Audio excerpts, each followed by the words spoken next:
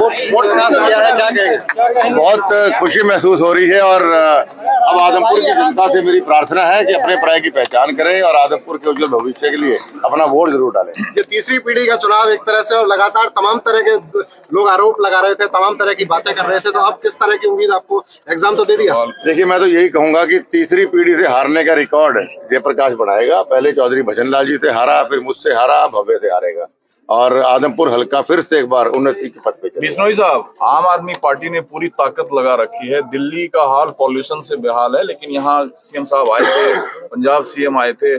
तीसरे उम्मीदवार की क्या यहाँ स्थिति है? देखिए, बुरा हाल रहेगा, जमानत जब्त के हालात मुझे उनके लगते हैं, लेकिन मुकाबला एक तरफा है और कांग्रेस पार्टी को हम धूल चटाने का काम इस बार करें। हमने लगातार देखा कि जेपी लगातार ये कहते नजर आए, वो कह रहे थे कि बाहरी उम्मीदवार आप हैं, आप यहाँ रहने वाले नहीं हैं, भव्य यहाँ की सेवा नहीं करने वाले हैं। आपका क्या जवाब है? 54 साल से जो परिवार यहाँ रहा हो, अगर वो भी उनको दिखेगा तो उनको अपने दिमाग का इलाज कराना चाहिए। भव्य से बात कर लेते हैं। भव्य, वोट डाला है, किस तरह से, क्या किस तरह दिखता है उसको? देखिए, मैं तो आभार प्रकट करता हूँ आदमपुर की महान जनता का, सतीश बिरादरी के मेरे परिवार का, जिन्होंने इस पूरे चुनाव में मुझे इतना आशीर्वाद और प्यार दिया है, और मैं उनको विश्वास दिलाता हूँ कि मैं पूरी ईमानदारी के साथ अपना कर्तव्य निभाऊंगा और मुझे भरोसा है कि मुझे उनका आशीर्वाद आज भी मिल देखने। भव्य, भजनलाल परिवार की नई पीढ़ी, आप किस तरह से देख रहे हैं भविष्य को और किस तरह से काम करने का मूड है, क्या रहेगा? पहले तो नतीजों की बात कर लेते हैं। देखिए, मेरा सौभाग्य है कि मुझे मौका मिला चौधरी भजनलाल जी की विरासत को आगे बढ़ाने का। मेरे लिए बहुत बड़ी जिम्मेदारी भी है, उसको पूरी ईमानदारी से निभाऊंगा। और बात रही सेवा की, तो मैं पूरी निष्ठा के साथ एक नई सोच लेकर आगे बढ़ने का काम करूंगा। चुनाव से पहले एक मैनिफेस्टो भी आपकी तरफ से जारी किया गया था, वो भी तमाम वोटर्स के बीच में आपने रखा। जी बिल्कुल, उस मैनिफेस्टो को भी इम्प्लीमेंट करूंगा मैं, आशीर्वाद मिलेगा।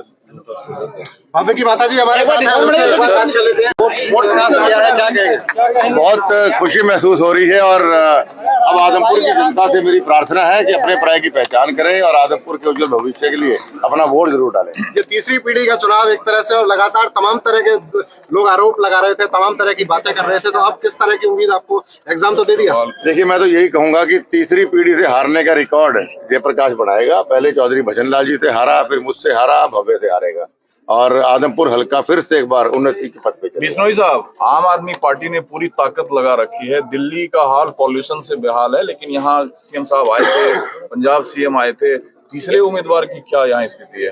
देखिए, बुरा हाल रहेगा, जमानत जब्त के हालात मुझे उनके लगते हैं, लेकिन मुकाबला एक तरफा है और कांग्रेस पार्टी को हम धूल चटाने का काम इस बार करें। हमने लगातार देखा कि जेपी लगातार ये कहते नजर आए, वो कह रहे थे कि बाहरी उम्मीदवार आप हैं, आप यहाँ रहने वाले नहीं हैं, भव्य यहाँ की सेवा नहीं करने वाले हैं। आपका क्या जवाब है? 54 साल से जो परिवार यहाँ रहा हो, अगर वो भी उनको दिखेगा तो उनको अपने दिमाग का इलाज कराना चाहिए। भव्य से बात कर लेते हैं। भव्य, वोट डाला है, किस तरह से, क्या किस तरह दिखता है उसको? देखिए, मैं तो आभार प्रकट करता हूँ आदमपुर की महान जनता का, सतीश बिरादरी के मेरे परिवार का, जिन्होंने इस पूरे चुनाव में मुझे इतना आशीर्वाद और प्यार दिया है, और मैं उनको विश्वास दिलाता हूँ कि मैं पूरी ईमानदारी के साथ अपना कर्तव्य निभाऊंगा और मुझे भरोसा है कि मुझे उनका आशीर्वाद आज भी मिल देखने। भव्य, भजनलाल परिवार की नई पीढ़ी, आप किस तरह से देख रहे हैं भविष्य को और किस तरह से काम करने का मूड है, क्या रहेगा? पहले तो नतीजों की बात कर लेते हैं। देखिए, मेरा सौभाग्य है कि मुझे मौका मिला चौधरी भजनलाल जी की विरासत को आगे बढ़ाने का।